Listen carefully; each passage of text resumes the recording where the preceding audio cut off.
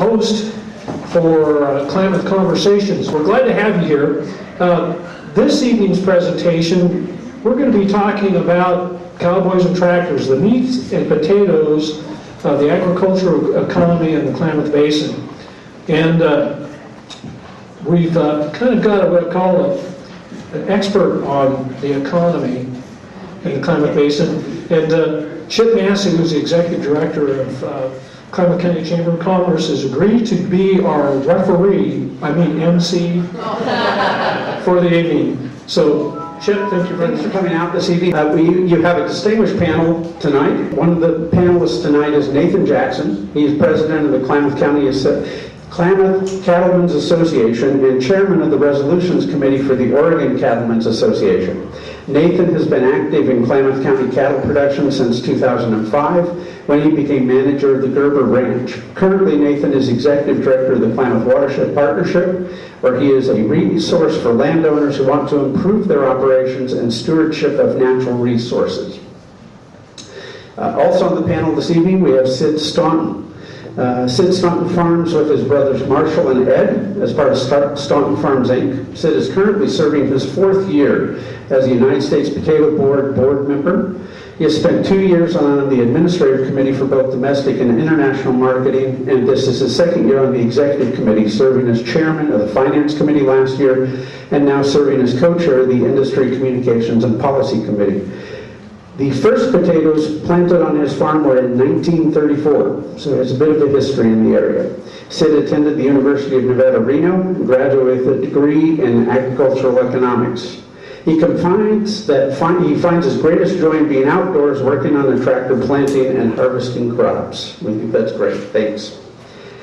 And then your first presenter this evening is William Riggs, and I will refer to him as Willie from this point on. I'll share that with you. He's the associate professor and the center director and an agricultural economist. He works for Oregon State University at the Klamath Basin Research and Extension Center, and he began that job in May of 2007. He has a Bachelor of Science in Agricultural Economics from New Mexico State University, and a Master of Science Economics in Agricultural Economics from New Mexico State University. He was raised in a rural agricultural community and continues to own and operate agricultural enterprises. His research and education interests are related to agricultural economics at the farm and ranch level, with an emphasis on risk management, cost and return analysis, profitability, and sustainability. Additional programs relate to impact analysis at the community level and public policy impact analysis. Please welcome Willie Riggs. For the introduction, Jeff, I appreciate that. There's a standing joke going amongst us right now because I've been giving Steve Candraw a hard time because I saw the flyers the other day in the paper and they had this Willard Riggs that was going to talk. And I called Steve and I asked him who Willard was, and he says, well, that's you. He says, Willie's a nickname for Willard, right? And I said, no, Willie's a nickname for William. So that's kind of an inside joke with Steve and I. I don't mind at all. I've been called worse things in the newspaper. But I'm going to spend some time tonight going through Klamath County agriculture and try and tie that into local economic impacts. Basically, I'm going to go through an input-output model that took me a whole semester in graduate school to understand.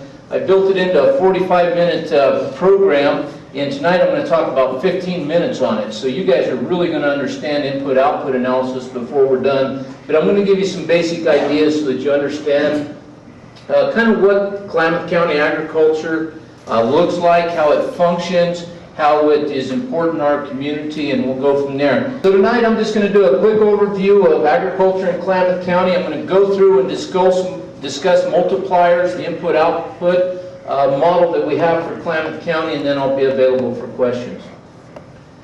Before I get there, I think it's very important, especially with our next two speakers, that we understand that we're in the business of creating food. That's what we do in agriculture. We create food.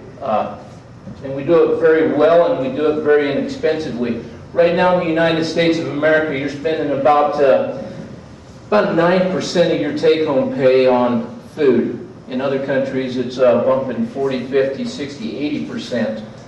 So we produce quality food at a low price. The way we do that is we invest in research and development.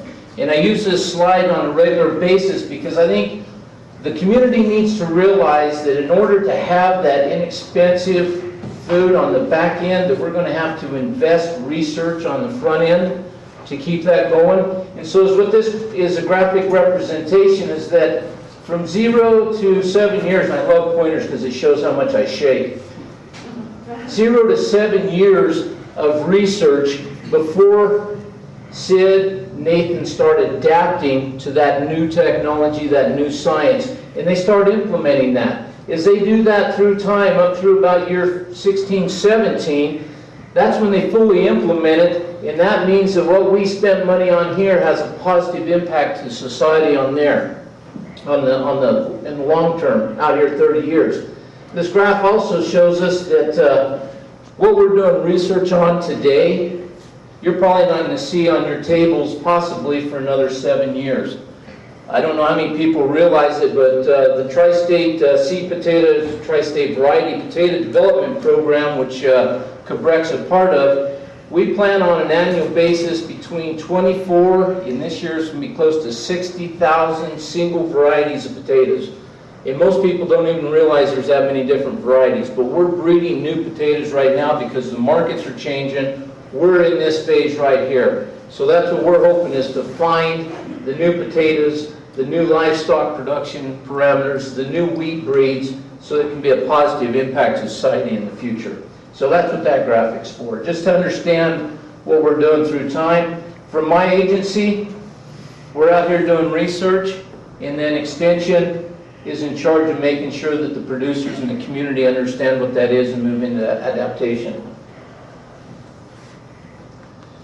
The last kind of general slide I'll show, and the point I want to make here is that when you're in the grocery store pulling stuff off the shelf, putting it in your basket, that is not what the farmer is putting back in their pocket. The National Farmers Union updates this on a regular basis. This is February 28th of this year. They shop at the same Safeway store. They've tracked these prices for years.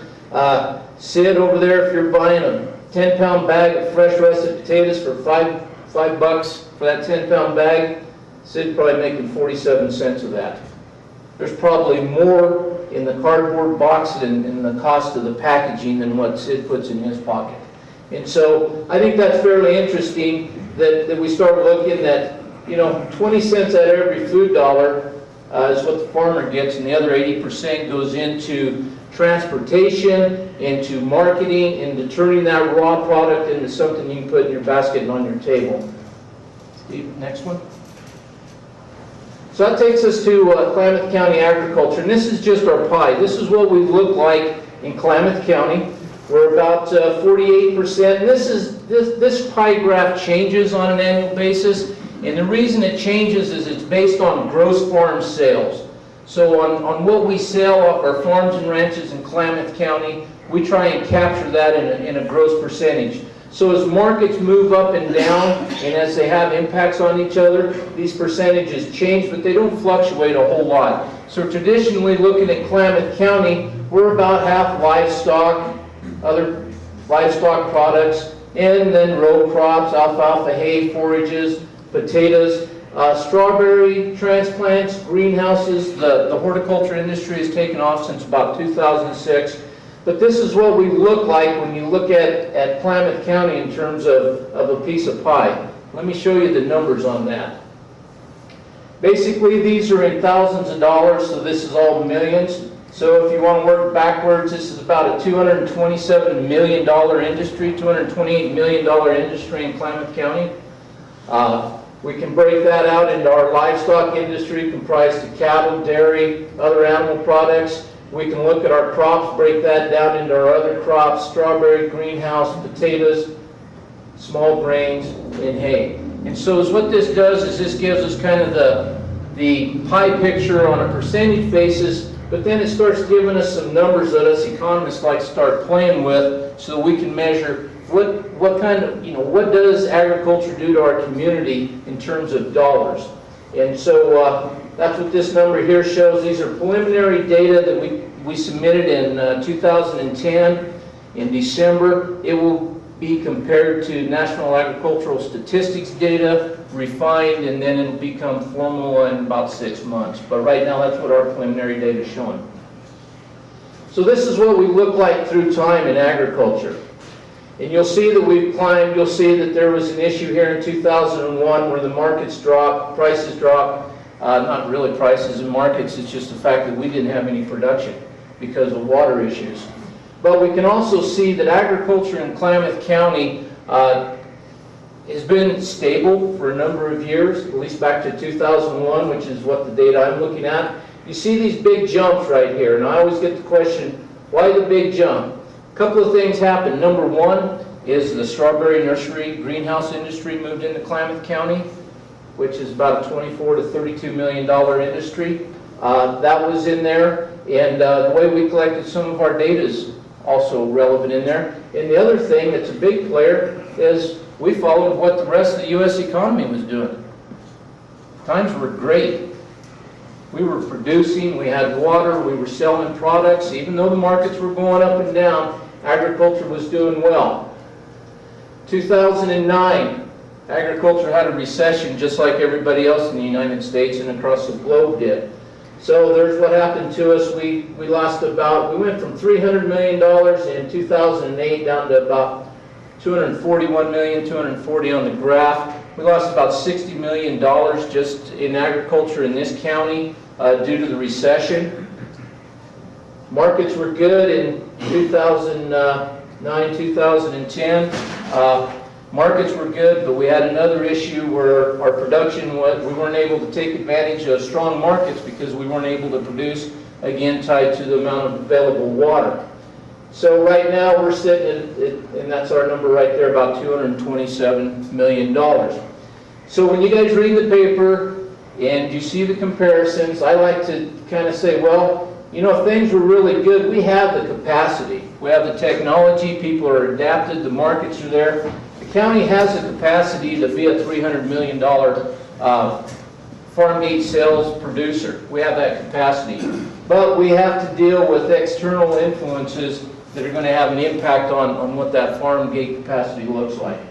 So that's what we look like through time. Next one.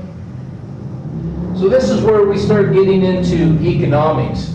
And there's two thoughts, and I'm going to try something different tonight to try and get a point across, and I hope I do. But really, as economists, we look at two things. We look at net changes in net farm income. So I want to know how the farmer's doing themselves. What's the change on their bottom line? So that's one method that we use. The other method is we want to look at what is the impact of agriculture, or any business sector for that matter, on the local community. Klamath Falls itself, Klamath Falls proper, is basically a regional hub. You've got Lakeview, you've got Alturas, you've got Doris, you've got people from Weed, you've got all the outlying communities surrounding Klamath Falls and Klamath County that do shopping here. So we're a regional hub. And so how does agriculture impact all the rest of the businesses within Klamath County? And so there's two things. There's what's the impact to the farmer and what's the impact to the community. Both of them are legitimate economic measurements, but as I'll demonstrate in about 10 minutes, both of them have different outcomes. Next slide.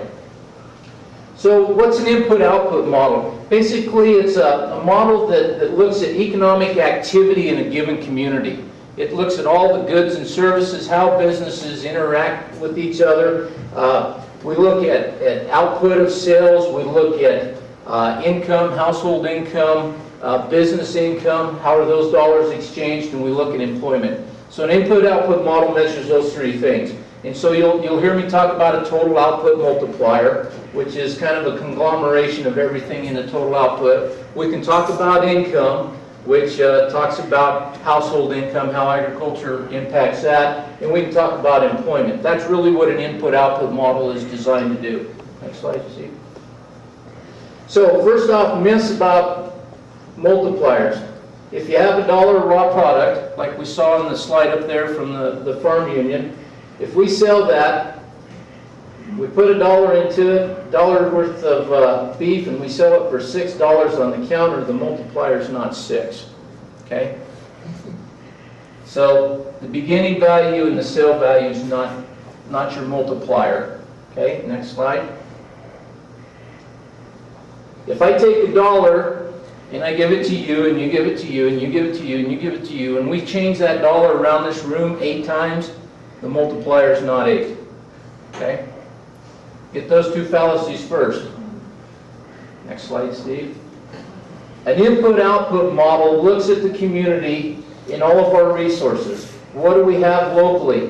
What do we sell out of Klamath County to bring dollars into Klamath County? What kind of things do we not have in Klamath County that we have to export dollars for so that we can bring inputs in? Okay, all of us have a laptop computer at home, right? We don't have any computer manufacturing places here in Klamath County, so we're sending our dollars out of Klamath to bring those laptop or those desktop computers into Klamath County so that we can use them. So we want to measure that. We want to take our resources, we want to measure outputs, inflow of dollars, inputs, and outflow of dollars. Because really for us to be successful, this number right here is when we start being successful, when we have more dollars flowing into our community than we have dollars flowing out. And that's what we want to look at with the input-output multiplier. This is where, when you get into economic development and you can get into target industry, you can identify what in the community are we buying from somebody else so that we can attract that and keep those dollars locally for a longer period of time. Next slide.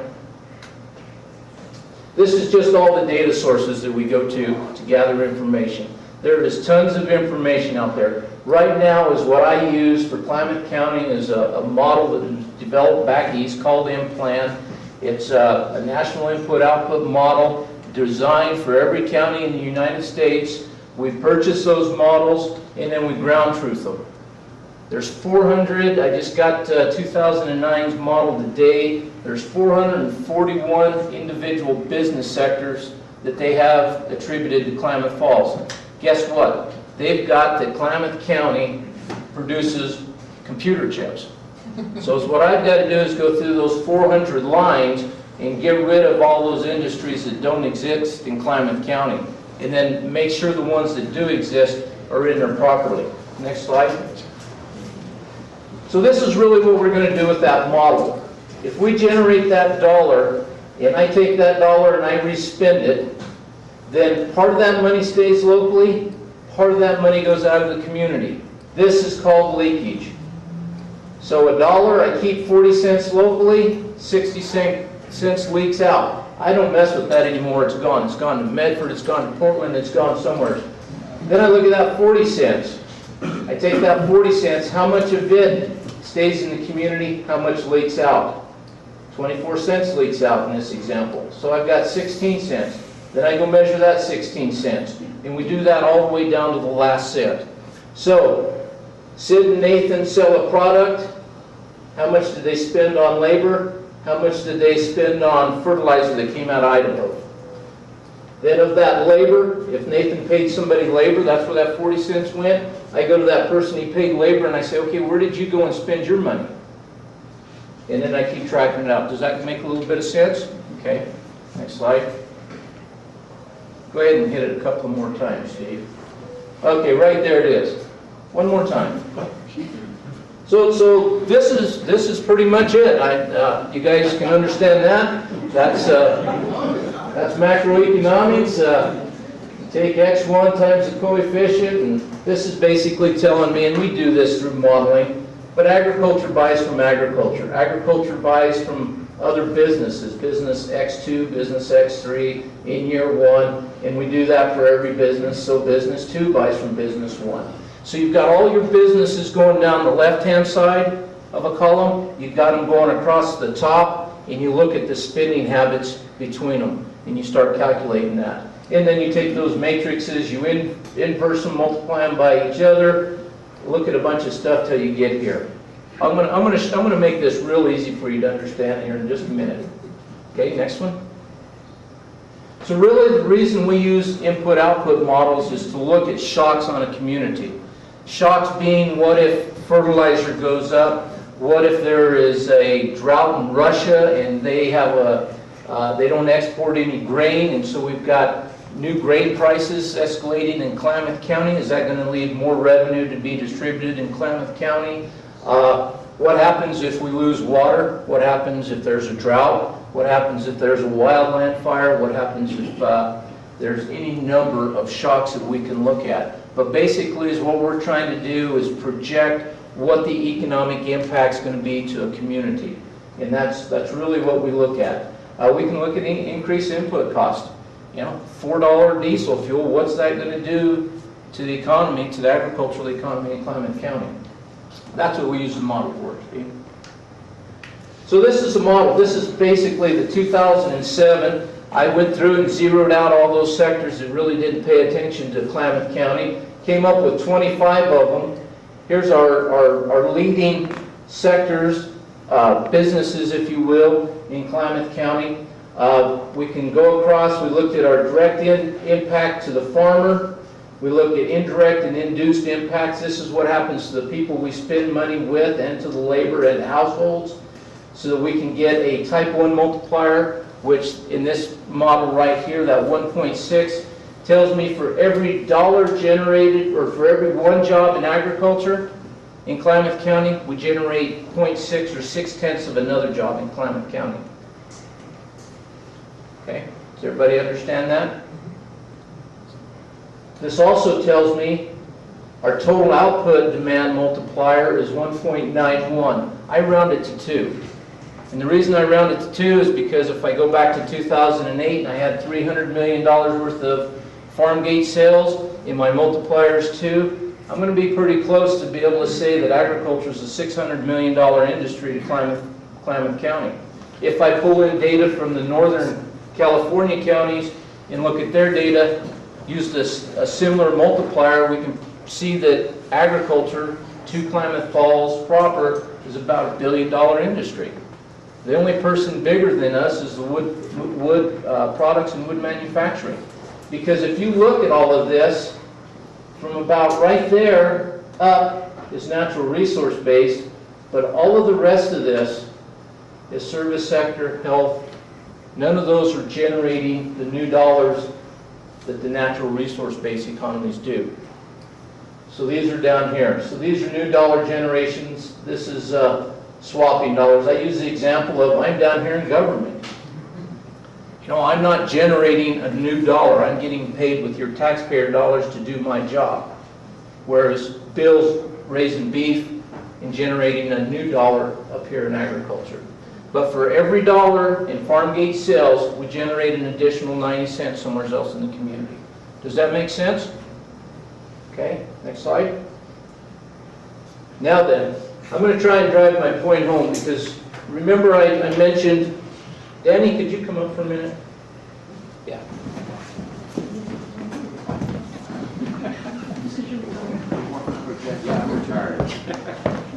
All right. Would you count those, please? Tell me what you have. Dollar value or numbers? Okay, you got $1,000, right? Close. You got $1,000. Okay. I want you to take 200 of those dollars. 2 dimes, Dan. Thank I'll you. help you with the arithmetic. Put those in your pocket. That's your net farm income. Okay. Okay. Now then, somebody from the medical field. Anybody in the medical There's medical profession? right here, sitting right next to me. Go give her $200. And while you're over there, since Commissioner Huckel's here, why don't you pay your $200 in taxes? You think she's worth $200? She's just taking care of it. She's representing government. Go ahead and give Rod some because you bought hay from him for your cows. Oh, he's retired too. Here you go. Okay, fine. Who's in the business sector? Oh, boy, you guys are shy. Go over and give Craig Goodman some money because you're buying lumber for your corrals. Aren't you glad? You guys are probably glad I don't remember everybody's names in here right now. Give this lady over here. Yeah, give her $100. There you go. How much do you have left? The 20 in my pocket. 200 in your pocket, right? Okay, there's a reason I wanted to do that. Danny started out with $1,000. She had net farm income of $200 and she put it in her pocket, right? She paid all of her bills Now is what I would do is I would go to each of you that she just gave money, and I would say, okay, she gave Cheryl $200, where did she spend her $200? And I would track that. And somebody... Education got it.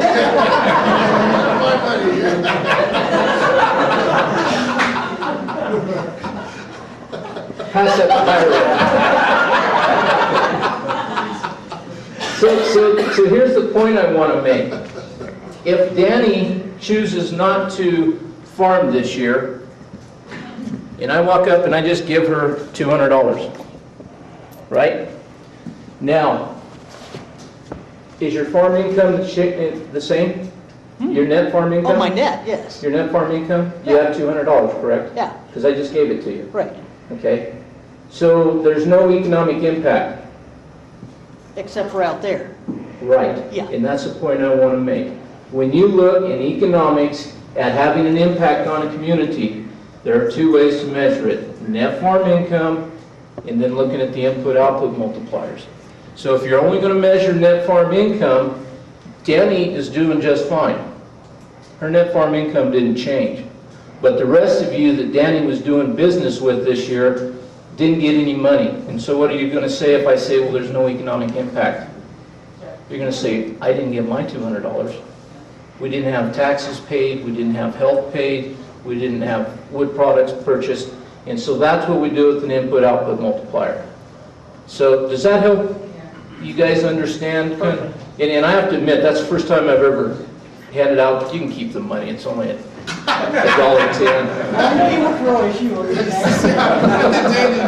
So with that, I know I went over, but I wanted to make sure you understood multipliers, give you an example, and I'll be available for questions. Thank you.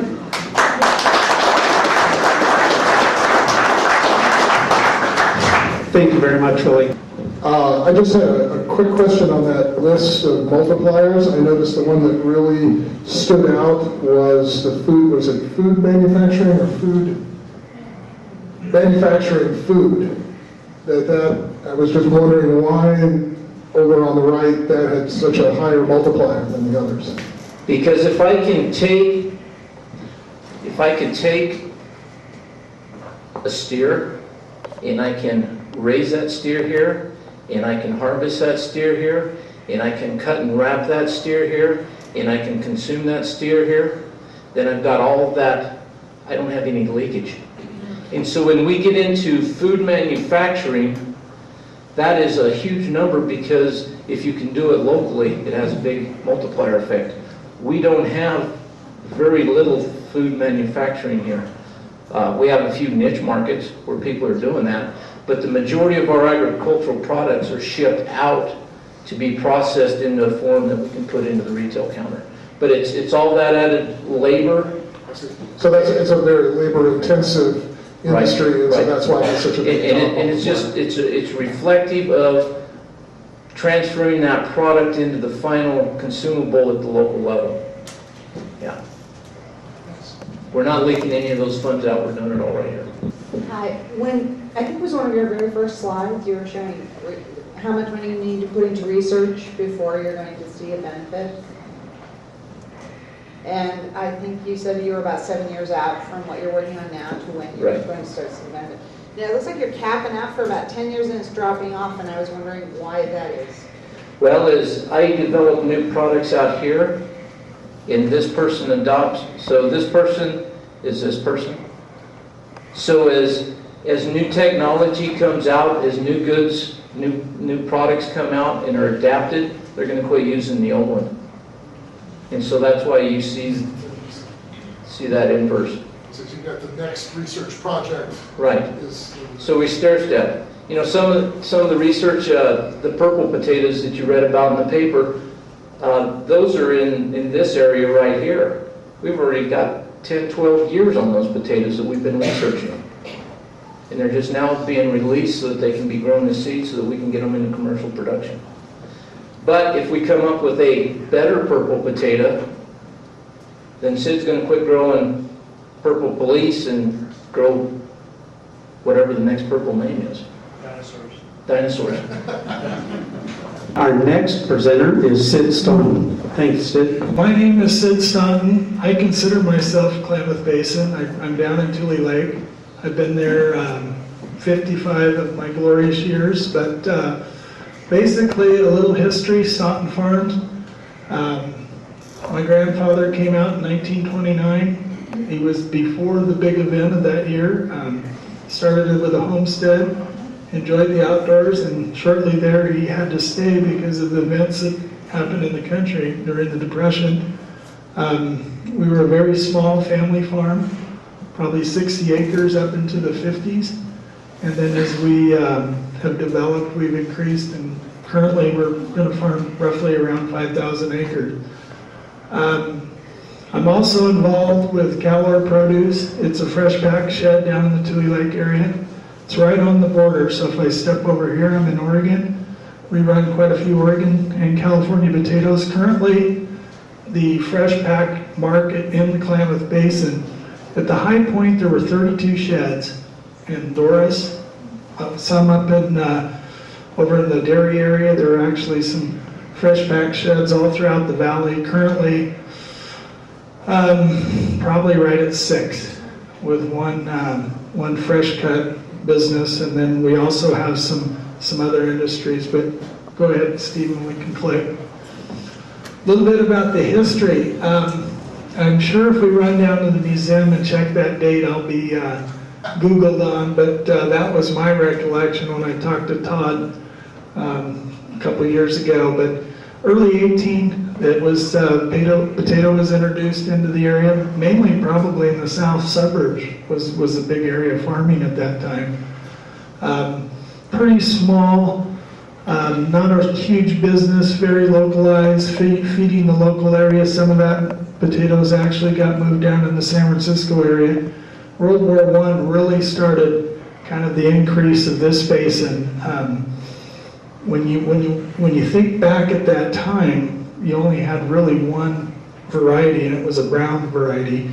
And fortunately, in this area, it was probably, I still think, one of the best areas in the country to produce that type of a potato. So it was in high demand, especially in the retail restaurant trade. So that took place. In World War II, we had a real large dry sort industry. Probably, I put down an estimate of the sacks at that time, but really at that time, probably second in the nation as far as one of the big areas of shipments of fresh potatoes, especially on the West Coast.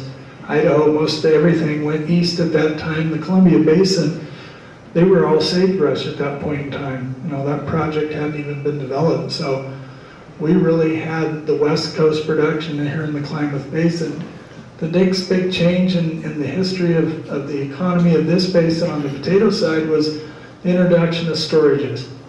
All of a sudden, it vitalized. Before that time, most growers had to grow about 20 to 30 acres, very small. It was all very intensive, just as the picture shows there. And to go out and harvest 10 acres of potatoes would take you the time it takes us to probably dig, some of the outfits down below in the southern part of the valley are loading up 100 acres a day with their operations. So you can just see the difference. But that was a huge thing that happened, and you still see, storages are being built currently. It's probably what's changed the whole industry, because we can take a product, we can harvest it, and we can store that and sell it, and actually in a pretty good condition all the way into September. One of the sheds at the south end of the basin sells old crop all the way into November of each year. So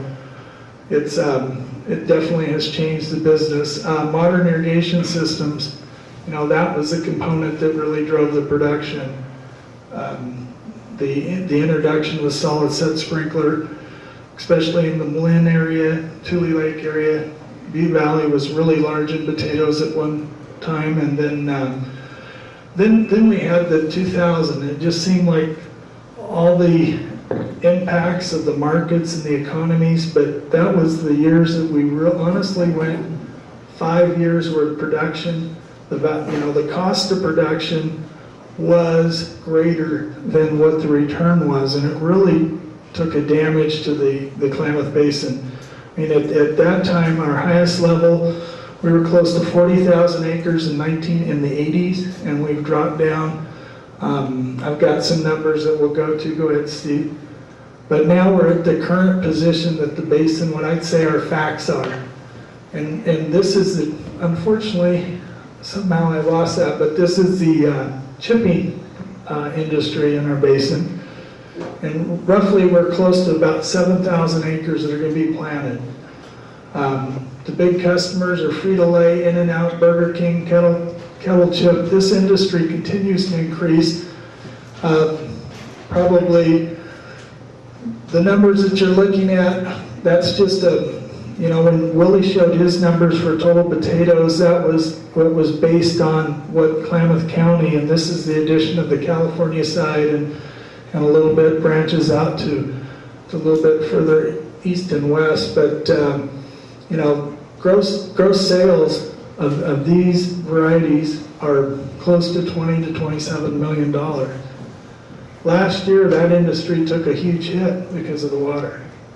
They've got contracts. They cannot, it's so competitive that if they back out and decrease their production on their contracts, Idaho, there's just, every area is trying to step in and take your place. There's a big increase in chips up in Washington. So these gentlemen had to go find ground wherever they could, try to hold together the industry, and their yields were down, and thus, the impact of the economy was really felt here locally. In that industry, if you just count what they're doing in their plants, there's 2 large plants. Both of them are located in Malin, Oregon, and in those plants, they both employ close to 50 to 80 employees, and then if you take it out to the farms and the different industry, that's the local employees that are in the production and the packaging. And the cool part about it, and I'm going to speak a little bit more to this, is this is where Klamath's future is tied, is back into this exported. This is the new avenue, and currently of those varieties, about 27% are being exported, and most of them into the Asian markets. On the fresh market side, fresh was king of the valley. If you go back into the 80s, 70s, that was a big game. Well, fresh has consolidated, and roughly now we've contracted back to about 6,500 acres. That goes up or down 1,000. It could be a little bit more or less. But, again, there's been a real consolidation. What we're seeing right now is if I gave this talk 10 years ago, you'd probably be talking about 1.5% different varieties. Now locally we're up to about 11, could be 12 of reds, yellows, purples, fingerlings. There's also whites, different other varieties, but these are this is kind of the trend we're seeing across the potato industry. You saw it in the apples back in the 80s and 90s. Think about it. You walked in, you had 2 choices, red or yellow.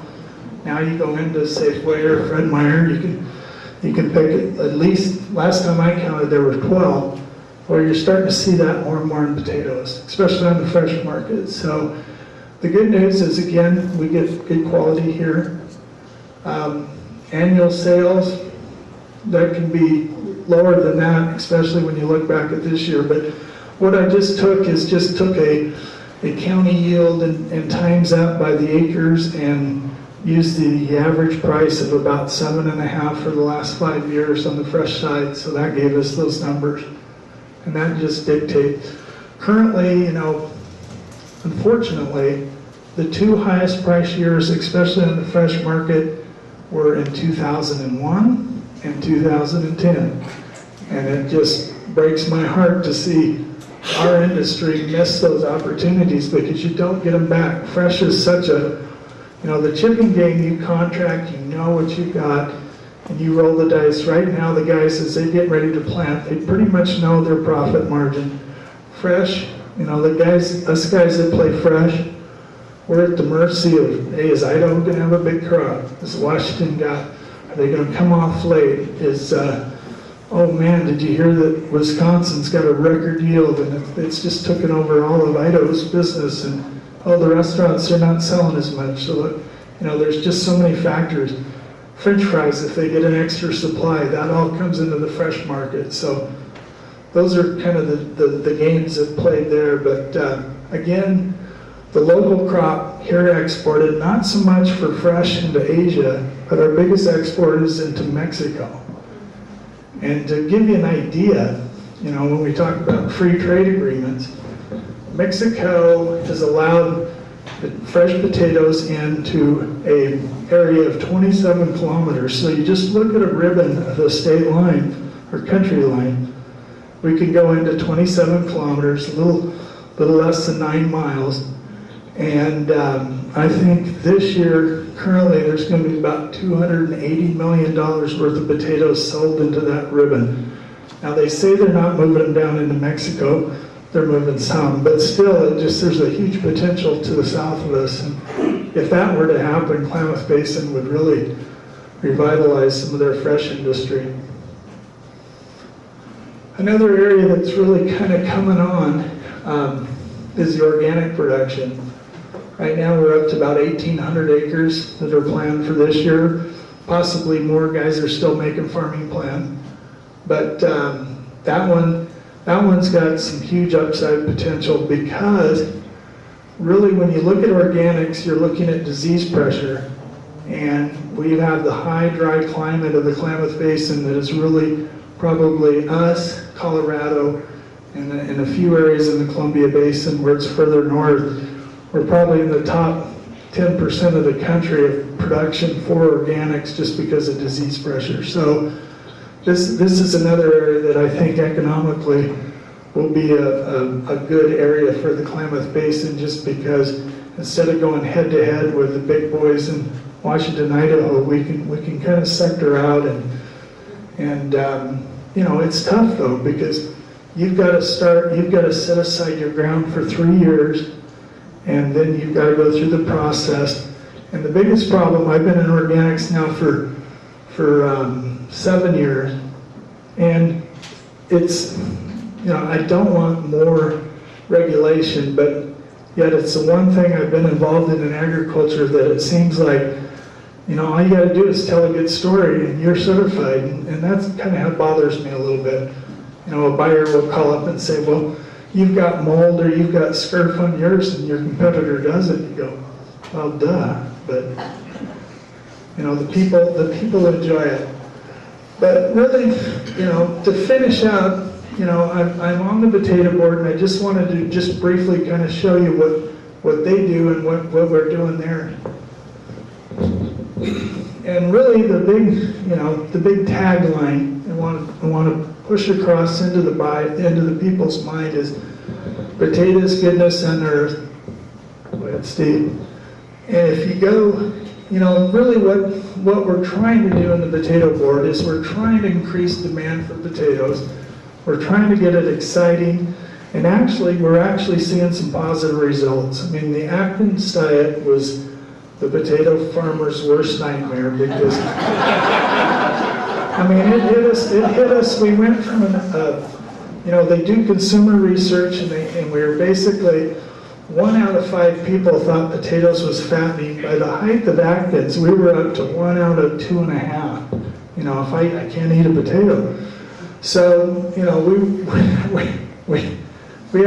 had to go to the well to try to figure out, and it's like any kind of a commission or a board, you're only allowed to tax. It's USDA, so you can't just raise your pitchforks and say, hey, let's all double down here and try to win this. It takes us years to try to get a half of a cent assessment increase. So, to try to fight this thing, I've been pretty tickled how things have turned, but really it's trying to get a more favorable image of potatoes. And the way we can do that is basically what we're doing here tonight, education. We got the marketplace, and again, we've mentioned export. And what does red wine and potatoes have in common? Well, they're my two favorite food groups, but no. I kind of, yeah. You know, I was down in Napa in the 80s, and there were 10 wineries. Right now, there's 420 just in the Napa, not counting Sonoma. They've done a really good job of making people. How many people say, "Well, it's only for my health"? Well, that's what we're trying to do with potatoes. It's a little bit more difficult because, you know, who came up with couch potato? I hate that guy.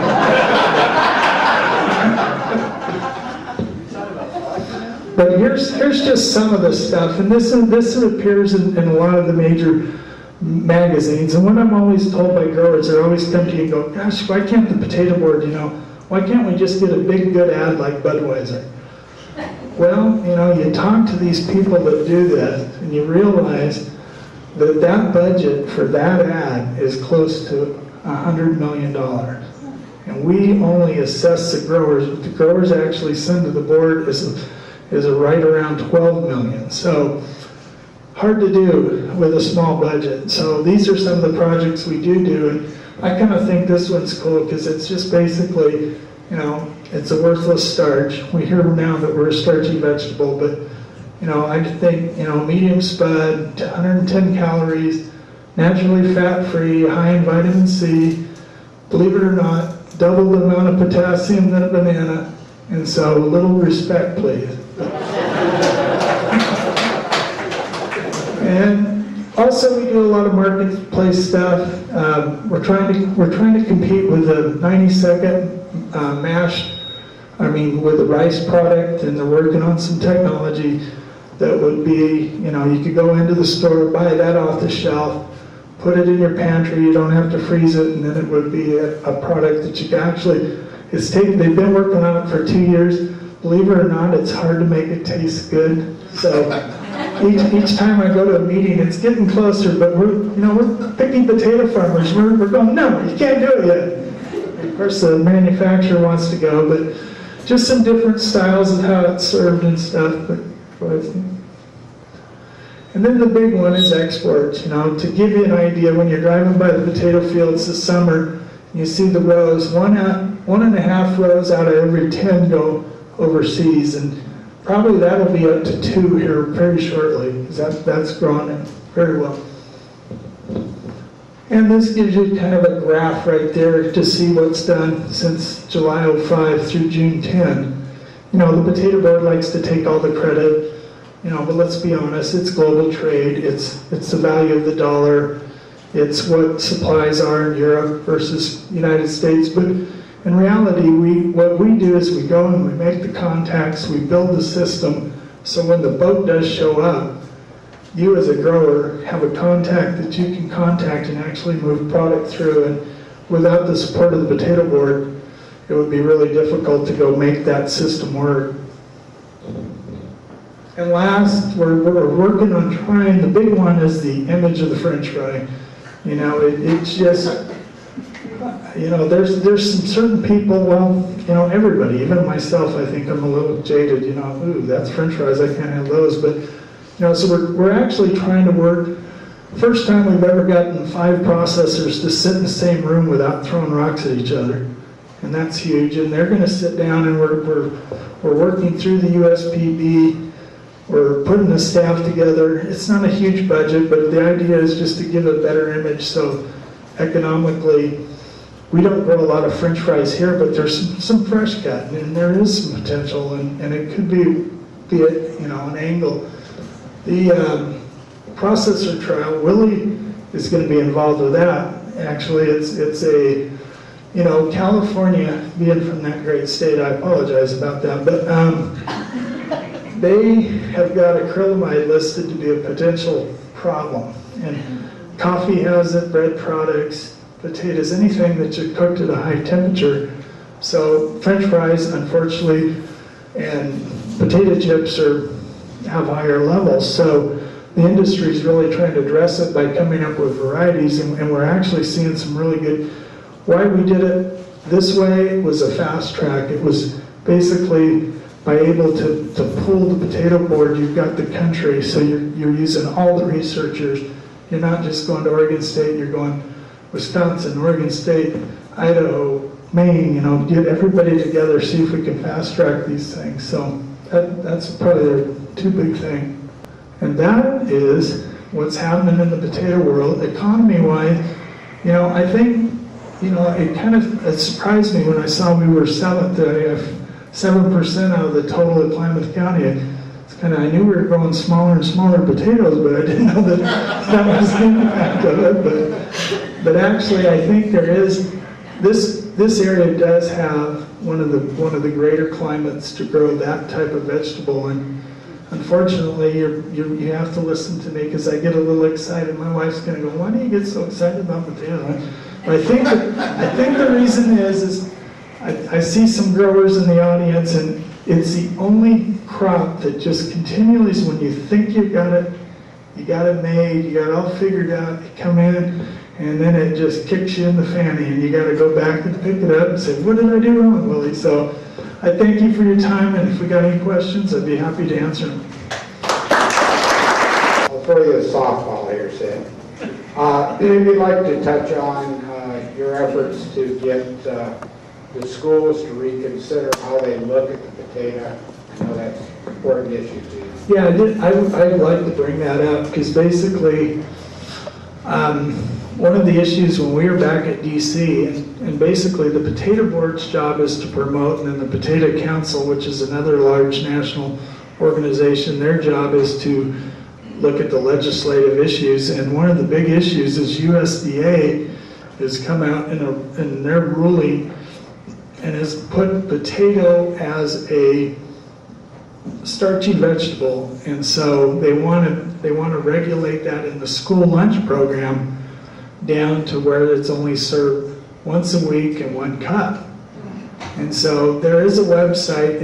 And I'm very unprepared, but I apologize. But just Potato Council. If you go to that, there's just a real easy click on, and I suggest anybody that has input or would like to push that. That's one area that it just kind of government intrusion has taken us a little bit further than, the schools have all hired nutritionists. And what it is, it's just the anti-French fry. But what the bureaucrats did is they took 2003 study from Atkins, said this is the gospel, and now they're writing regulations based on that information. It reminds me of water, it reminds me of power. It's just like, how can they do this and everything? But we do need help, and I think, we'll put something in the paper because the comment period's April 13th, but it's one of those, like the head of the Potato Council, he just kind of stands there and goes, "This is dumb. I mean, this one is just dumb." But that's Bill. Your export figures are substantial. What about interstate, Sid? Is there a state in this union that does not receive potatoes from the Klamath Basin? What's that? Is there a state in this union that does not receive potatoes from this? At different times of the year, I would say that we pretty much service probably Alaska is one of the few, but Hawaii's big. But the biggest area of Klamath Basin is through. It used to be through California, but now it's kind of the West Coast, and we're going up in north and south. But we've shipped into Florida just throughout different times. Everybody kind of has their segments, but when there's shortfalls, Klamath sits at a real freight-friendly spot because we can enter the Tijuana as quick as any. We're kind of the big boys. Us in Bakersfield could handle that. Colorado.